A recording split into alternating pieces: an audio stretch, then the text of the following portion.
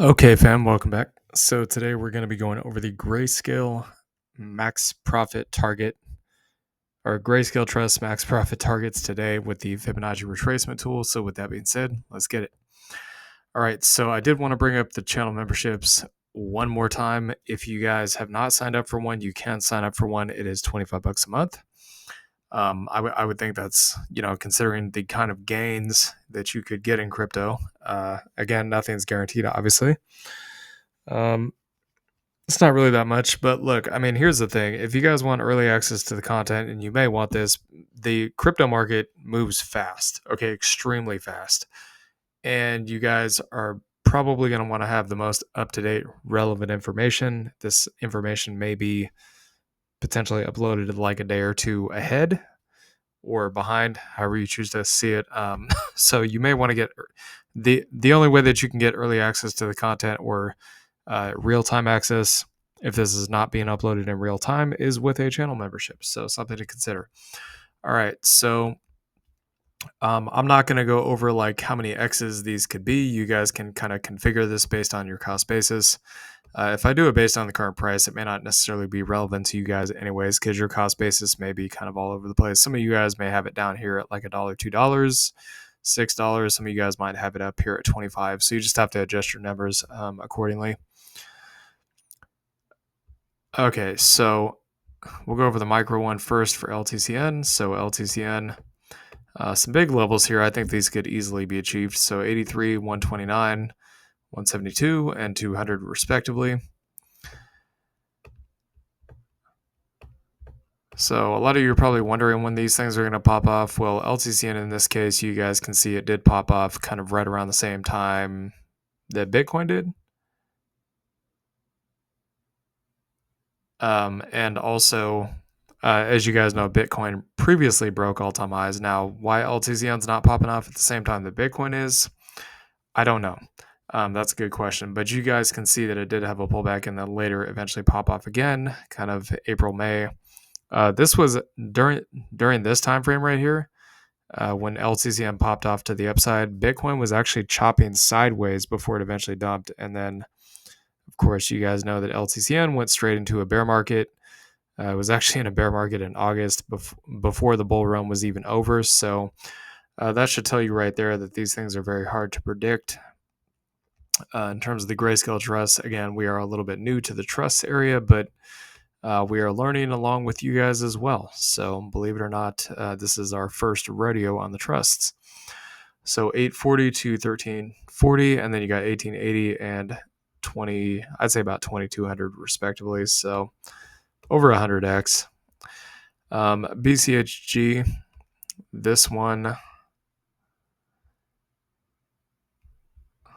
try to get this accurate as I can. So 35, roughly about 55, 73, and 85 respectively.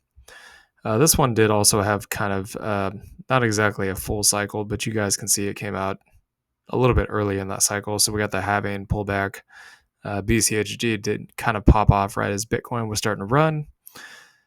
This one did top out in December as well, and then it kind of bounced around a little bit until about April, May, and then it dumped off into the bear market while the crypto bull run was still going on. So during July, August timeframe, that's when Bitcoin and the rest of the native space still went back up. But you guys can see this one did not actually recover during that time frame. So that's something to keep in mind. Okay, so doing the measured move here, you guys can see that we have levels of 102, 158, 220, and 260. HSEN. So this thing, yeah, this one came out literally a month before the cycle peak last time. So again, there's not going to be a whole lot of data on that. Okay, so we got roughly about 16, 20, 24, 33, and roughly about 38 respectively.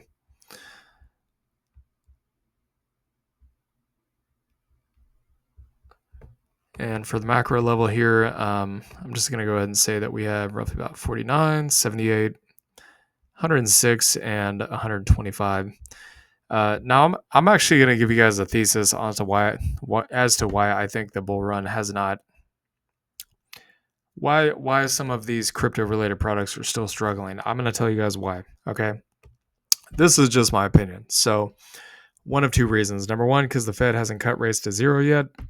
Obviously, that's the most bullish situation for crypto, right? Um, so that is number one. But again, I do think that will be mitigated once Trump is inaugurated into office. As a matter of fact, I'm pretty sure at this point that the Fed's going to continue cutting rates much faster than they have before, because if they don't, they might be at risk of losing their jobs. Because I do actually side with Trump on this one. I don't see any reason why there should be any delay in rate cuts. Okay, so 29, 42, 54, and 62. So in terms of ETCG, you guys can see it did pop off during kind of the mini bull run for Bitcoin back here in 2019. That's weird. It kind of pumped into the pandemic dump there and then dumped. And then, of course, we saw it go up in Q1, Q2 following the halving year. So that's to be expected. That's pretty much in line with what Ethereum would, generally speaking, usually do. So once again, that basically just says that there is some correlation with the way the bull runs work, but it's very hard to time exactly how that would play out. Okay, so number 2 here. Okay, so 160, 250, 350, and 404 for ETCG. The other thing I did want to say is the Democrats, considering that Biden's still in office, and again, I hate to wax politics here, but as you guys know, the Democrats have been witch hunting the crypto space literally the entire time they've been in office, okay? I'm pretty sure they did not, and again, this is just my opinion, okay? I'm pretty sure they did not appoint Gary Gensler to office for any reason other than to suppress the crypto space, okay? So once we get Trump in office, he'll appoint somebody in the SEC that is pro-crypto. That'll be good for crypto, and of course, we'll see a crazy bull run, right? But as long as these, forgive me for being really harsh here when I say this, but as long as these stupid Democrats are still in office, we may unfortunately have to deal with a little bit of suppression on the price of these trusts. I think the native space is pretty much freed at this point, but again, it all ties back to the Fed funds rate. Okay, look, Powell knows that Trump is going to come in office. He knows that if he doesn't cut like Trump wants him to, technically the Fed chairman cannot be fired. I mean, that is the rules, but when a new president is elected, he can replace the chairman with a new chairman. Okay, every time a president is elected, that is allowed to happen. So since Trump appointed him, he could just come out and say, well, you know what, pal? I don't really like your policies. So if you're not going to cut extremely fast, I think I'm going to go ahead and fire you and put somebody else in your place. Yeah, he could do that. He could do that and actually get away with it, because that is the way that it's written in the rules. Okay. All right. So ETH here, 48, 64, 84, and 94. Basically, what I'm telling y'all is I think the Fed's not really going to have a choice but to basically cut rates down to zero extremely fast, which the markets are going to love because they're going to pump off to the moon and everything's going to be all good and gravy, right? They know that. We know that. Now you guys know that. So I'm pretty sure that's what the outcome here is going to be. So 76, 120, 162, and 190 respectively. Okay, so GBAT.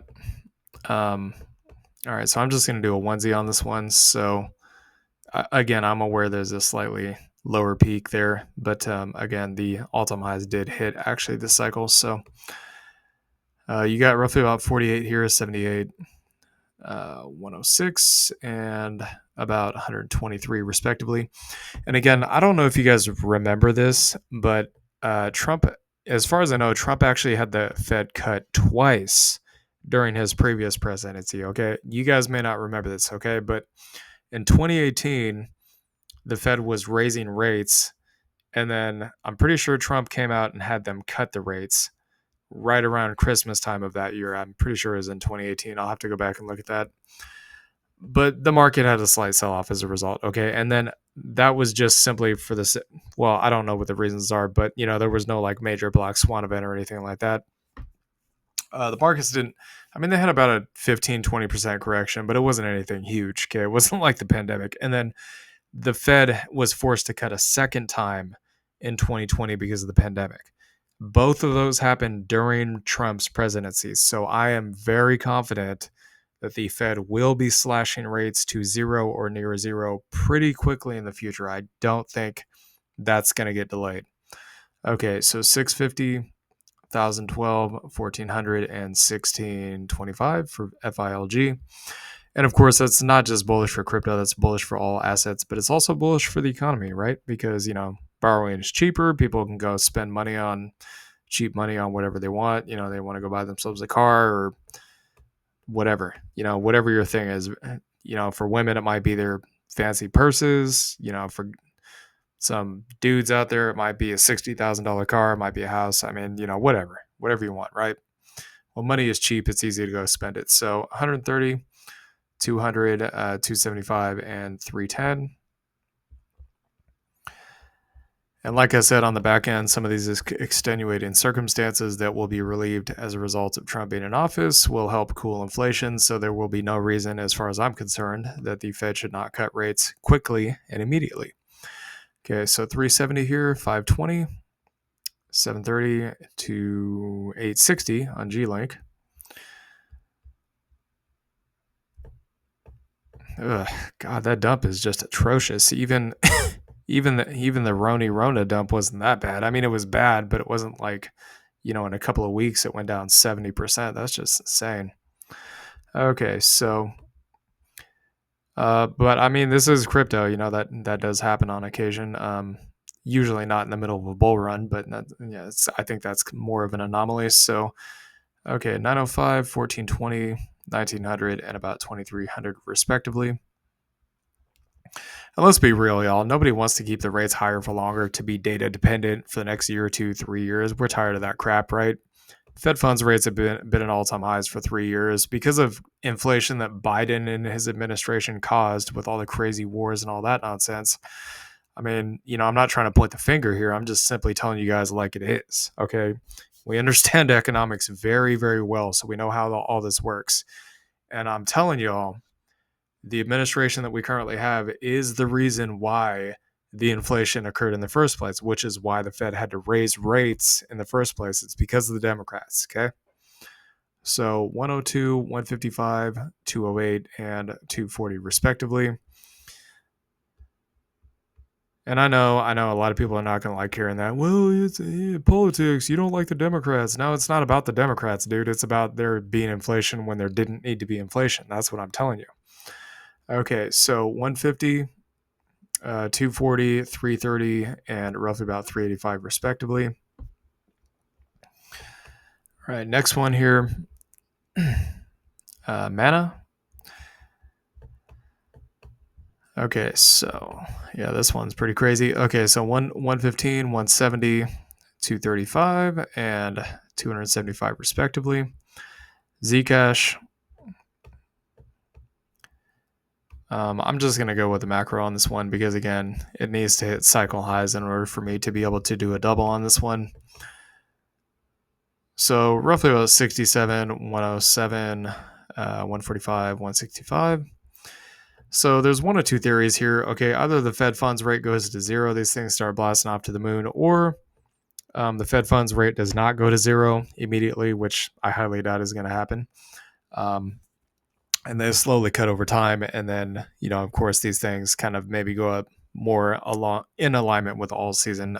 That could happen as well. But I mean, again, look, when the Fed funds rate gets cut down to zero, what we want to see along with that is the dollar dropping off a cliff. Okay, we want to see the dollar absolutely capitulate down. Absolute dump. I mean, we want to see this thing go from basically 106, and we don't usually cover this in crypto videos, but probably, we want to see a big dump, like probably something like this. Okay, you see how this went from 103 all the way down to 89? Yeah, we want to see a big drop off like that. Okay, what we want to see is we want to see the dollar get rejected here at this level, come down, break down below the EMAs, break down below the support, and maybe bottom out kind of somewhere down here along this macro trend line of 95, 96, 97, somewhere in there.